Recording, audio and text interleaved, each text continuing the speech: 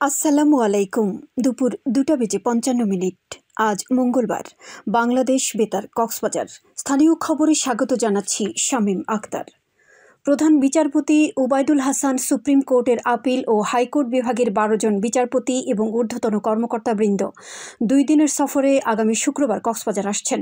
প্রধান বিচারপতি কক্সবাজার পৌঁছে ওই দিন বিকেলে টেকনাফ উপজেলার শিলখালী বীজ সংলগ্ন বাংলাদেশ সুপ্রিম কোর্ট রিসার্চ ইনস্টিটিউটের জন্য নির্ধারিত স্থান পরিদর্শন করবেন।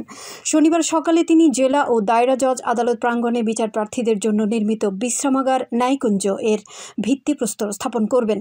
একই দিন তিনি জেলা ও দায়রা জজ আদালতের সম্মেলন কক্ষে বিচার বিভাগীয় কর্মকর্তাদের উদ্দেশ্যে বক্তব্য দেবেন। বিকেলে তিনি ঢাকার উদ্দেশ্যে কক্সবাজার ত্যাগ করবেন।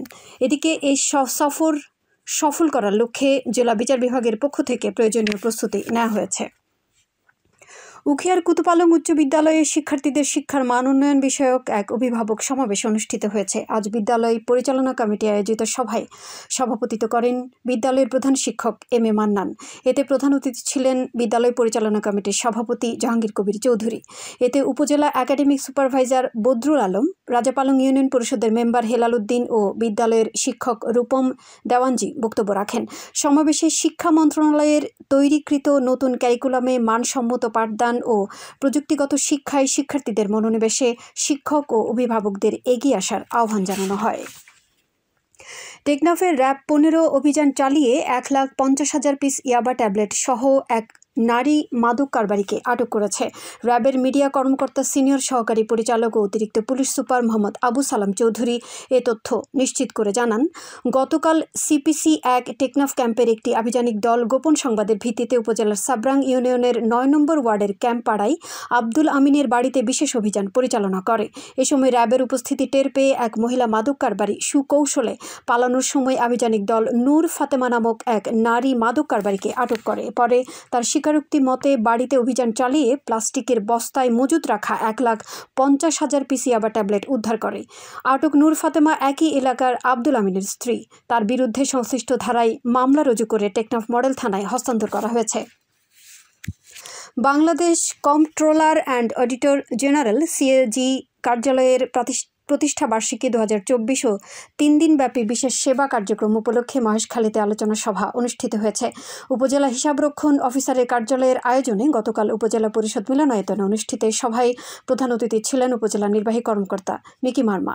উপজেলা হিসাবরক্ষণ কর্মকর্তা মোহাম্মদ আব্দুর রহিমের সভাপতিত্বে এ সময় সরকারি কর্মকর্তা সহ সংশ্লিষ্টরা উপস্থিত ছিলেন। সভায় উপজেলা নির্বাহী কর্মকর্তা বলেন, হিসাবরক্ষণ অফিসের 3 দিনব্যাপী এই সেবা কার্যক্রম একটি গুরুত্বপূর্ণ সেবা কার্যক্রম। মহেশখালী উপজেলার কালামারছড়ার উত্তর নলবিলা চালিয়াতলিতে 11,000 ভোল্টের গ্রেড 1 এইচটি লাইনে কাজ করতে গিয়ে বিদ্যুৎ স্পৃষ্ট হয়ে একজন লাইনম্যানের মৃত্যু হয়েছে। গতকাল রাত 9টায় এই ঘটনা ঘটে। মহেশখালী পল্লী বিদ্যুৎ অফিস সূত্র বিষয়টি নিশ্চিত করে জানায়, বিদ্যুৎ সঞ্চালন লাইনের 105 নম্বর খুঁটিতে টেকনিক্যাল উন্নয়নের কাজ করতে উঠেন লাইনম্যান রূপন দাস। এ সময় হঠাৎ বিদ্যুতের তারে জড়িয়ে ঘটনাস্থলে তার মৃত্যু হয়। চট্টগ্রামের চন্দনাইশের বাসিন্দা রূপন দাস চকরিয়া পল্লী বিদ্যুতের ইলিশিয়া অভিযোগ কেন্দ্রে কর্মরত ছিলেন। আবহাওয়া। আজ দুপুর 12টা হতে আগামীকাল দুপুর 12টা পর্যন্ত কক্সবাজার ও পার্শ্ববর্তী এলাকাসমূহের জন্য আবহাওয়ার পূর্বাভাসে বলা হয়েছে, অস্থায়ীভাবে আংশিক মেঘলা আকাশসহ আবহাওয়া শুষ্ক থাকতে পারে।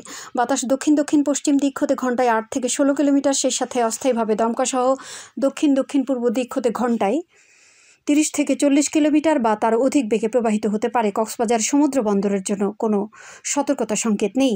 আগামী 24 ঘন্টায় দিন ও রাতের তাপমাত্রা সামান্য বৃদ্ধি পেতে পারে। আজ সূর্যাস্ত যাবে সন্ধ্যা 6টা 23 মিনিটে।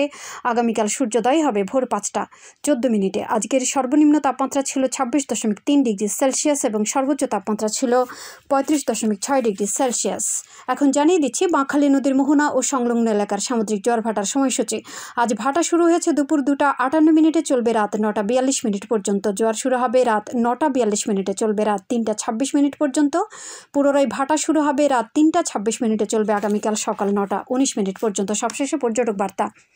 পর্যটন নগরী কক্সবাজারে আগত ভ্রমণ পিয়াসুদের সাগরে নামার পূর্বে সাবধানতা অবলম্বন করার জন্য অনুরোধ করা হচ্ছে।